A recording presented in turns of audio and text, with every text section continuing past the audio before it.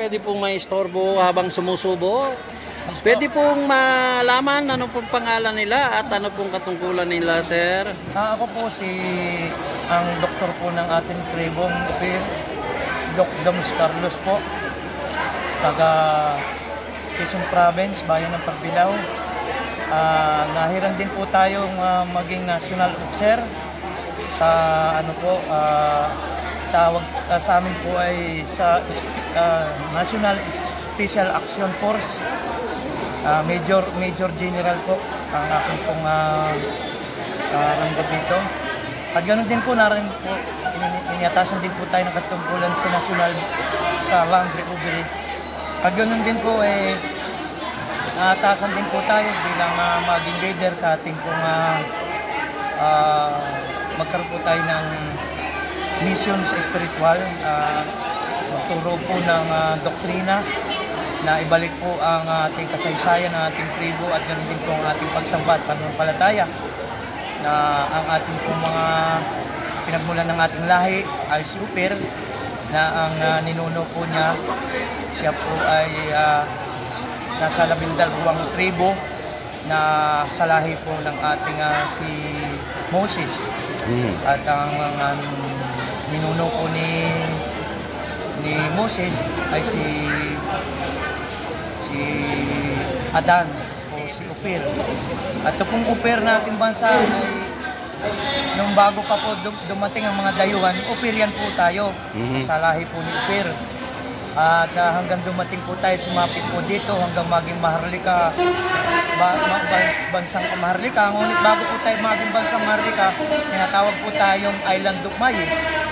Then pagdating ng Maharlika, ginawa na po nilang Pilipinas yung ating bayang Sinilangan. Yun. Kaya yan po yung ating lahi o pinagmulan ng ating genealogy na ang ating pong panunulat sa simula ng ating mga ninuno at unang lahi. Ang lingwahe po natin ay baybayin o Tagalog. Opo. Yan po yung tinatawag na Paleo-Hebrew. Dahil po tayo sa lahi din ng mga Hebrew. Opo, lahi po natin. Kaya hanggang dumating sa lahi ni Shem, ni Shem, lahi ni Arpaksad, lahi ni Habila, lahi ni napakarami po lahi niyan na hanggang dumating po sa ating Father Abraham, papunta kay Solomon, papunta po kay Tibor Sumartes. Yun po yung ating linyada. At doon po natin malalaman na tayo po, ang lahi natin ay dugong Maharlika, o tinatawag ng mga royal family. Kaya ngayon po, patupad po natin, orientation po natin sa tao, ipahayag, ipaalam kung ano tayo at kung anong meron tayo, na tayo ay mga galing sa lahi ng mga tribo o katutubo. Lahat po na klase ng katutubo, isa lang din po ang pinagmulan yan, ang ating lahi, mula galing sa Uper. At galing din po sa lahi ni Noe. Kaya yan po ang ating pinagmulan. At sabi nga, kailangan po malaman ng buong sambayan Pilipino upang may sagawa natin po yung may sakatuparan yung programa Balik Tribo Program. At ito po ay nasa ilalim ng batas at nakaangkla sa batas ng Republic Act 8371. At ating pong karapatan o kapangyarihan ay sa kabuuan ng global po immunity. Tayo po ay nasa ilalim ng UNDRIP. Kaya po doon sa ating mga logo, sa ating pong mga ID, nakalagay po yung UNDRIP. Ibig sabihin po ay nakakonect po tayo sa United Nations. UNDRIP, United Nations Declaration on Indigenous Rights and Indigenous People. Kaya yung karapatan po ay hindi po maaaring salangsangin sa ilalim ng batas kung saan po mayroon tayo at kung saan tayo naroon bansa. Dahil kung ating bansang Sinilangan, yan po ay nasa ancestral eminent domain. Domain na tayo po ayon sa batas, Constitution 3.1 na nasasaad po doon, walang sino man kung ano man ang maaaring mag-alis ng buhay at ari-arian kung hindi sa pamaraan ng batas. Alin pong ari-arian ang binabanggit dito?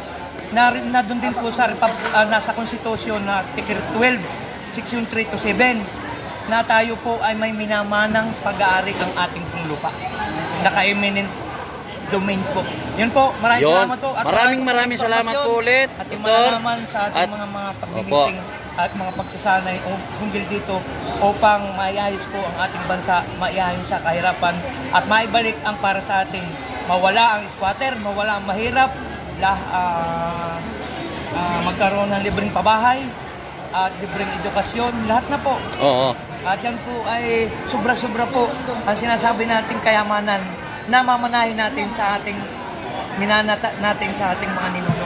Ibig sabihin po, kung ano yung nakalulan sa lupa natin at sa ilalim ng lupa, maging ang mga minerals at mga minimina, precious stone, lahat po ng mga kayamanan na nandito ay pag-aari po natin.